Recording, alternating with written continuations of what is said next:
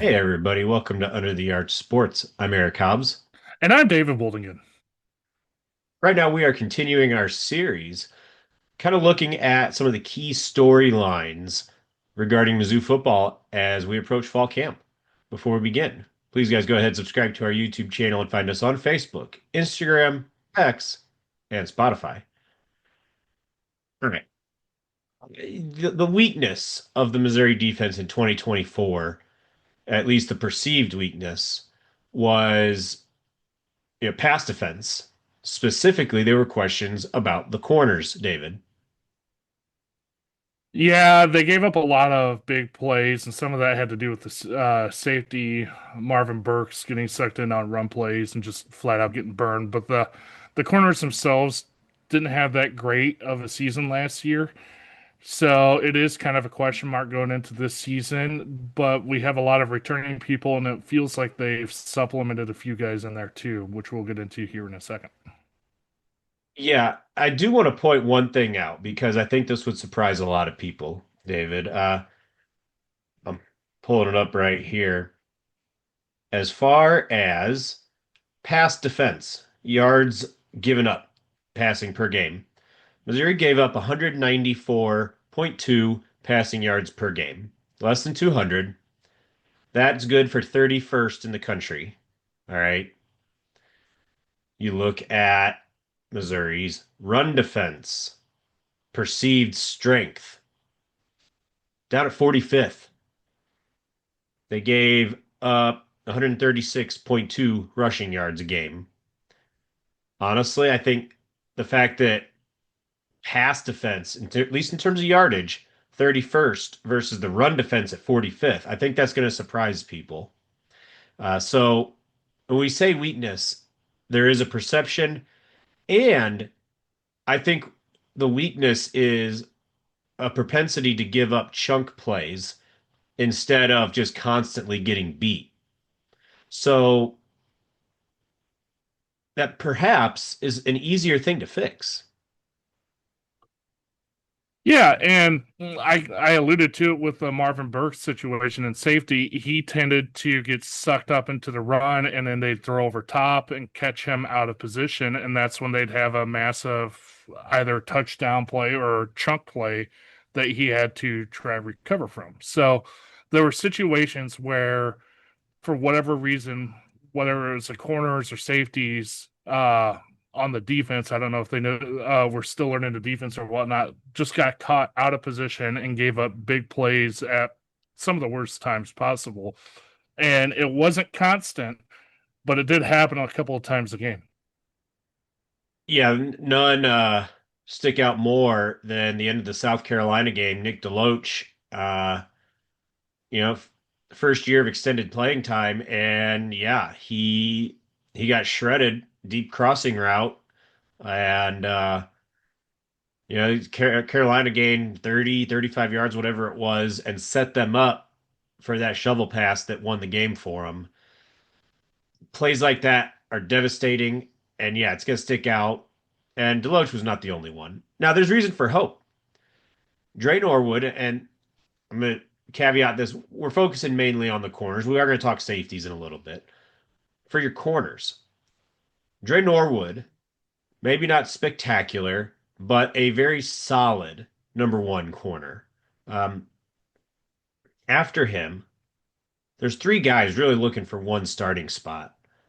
You have the transfer, Stephen Hall, coming from Washington State, and then you've got the two returners, who are Toriano Pride, and then you've also got Nick DeLoach, the aforementioned victim of the Carolina play. So with those two, the second year factor could be to Mizzou's benefit. Toriano Pride, second year with the program. We've seen a lot of guys in the transfer portal that second year is really when they take off. Instead of worrying about what school they're going to play at and so forth, they spend that off season getting prepared, and they're just that much more familiar with the playbook, spacing, where their safeties are going to be, and so forth. All that could help Toriano Pride. Similarly, Deloach, this is going to be his second year playing meaningful snaps. So kind of that freshman to sophomore type of a jump that we see with a lot of athletes. Mizzou will be hoping that he takes that jump. If one or both of those happen, I think Missouri's secondary is going to be fine. And that's before you talk about Stephen Hall, who people are trying to interpret Drinkwitz's comments at media days and so forth. He might have a leg up to be the starter. So, reason to hope for sure that the Missouri corners will be better.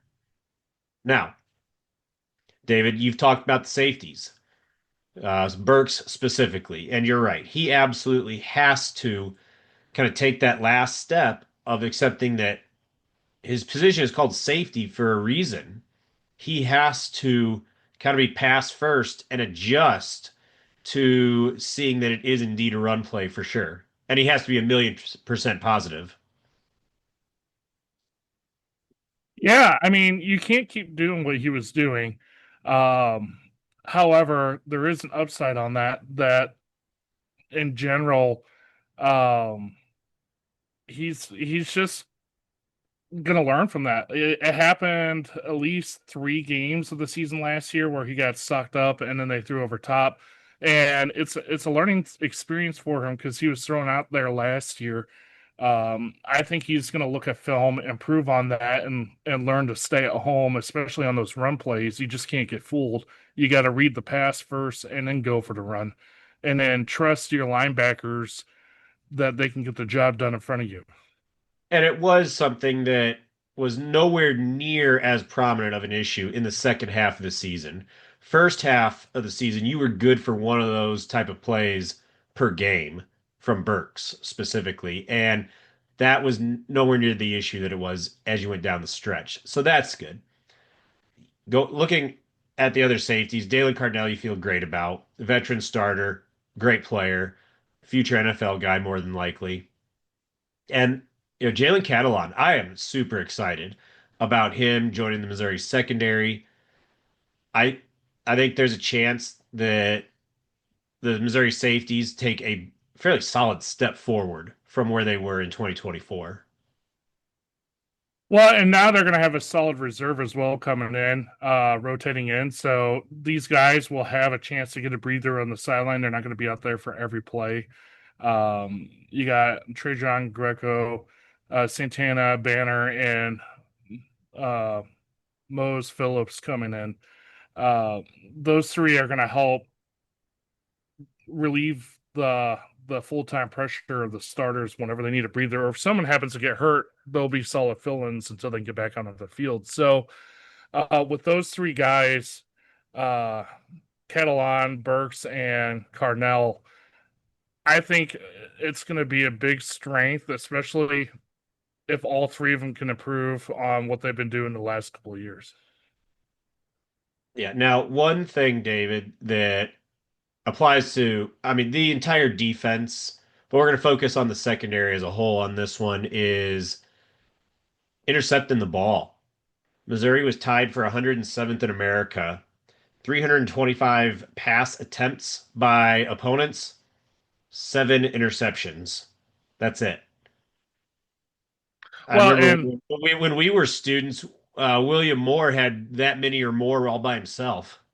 And we'll get into this a little bit in another video, but I think some of that has to do with pressure on the quarterback, especially Yeah. with the D ends and D line. Um, and I expect that to change a little bit this year as we're getting more in depth with the defense now that they have a couple of years to get the system in. So it's going to be interesting to see how they come out this year, especially with a lot of experience in the secondary. I think that's really going to jump up. Whereas last year there was like a lot of zone and soft coverages trying to keep everything in front. And I think if you can switch to more of a man type coverage or just get pressure on the QB, that's going to really change that stat, in my opinion. Yeah, I agree with you. There's absolutely reason to be hopeful that this defense will intercept more passes, secondary specifically. And yeah, some of that is improvement in play. Some of that is defensive line, as you said, and we will talk about that in another video. Uh, yeah, I I guess the real question is, do you think they'll be better than last year? I tend to think so. I think they tried to shore up a couple of spots, especially on the corner side of things, for depth reasons. So I think with that and with the returning guys coming in 2 years under this defense now, I think they're going to be way more comfortable with the schemes that and what they're being asked to do. So I think there's going to be a big jump in production, if you will, with pass breakups and hopefully interceptions as well. So it's going to be real interesting to see, especially early on in the season, how they start playing, depending on who ends up actually starting as well. Yeah, and you could mention it in every one of these kind of breakdown videos. 6 games at home to start, help everything get comfortable. It could be a factor in helping things progress as well. Yeah, exactly. Yeah, I agree with you. I think this the corner group and secondary as a unit is poised to take a step forward. I think better players, D line kind of hinted at. I think that'll all help this team.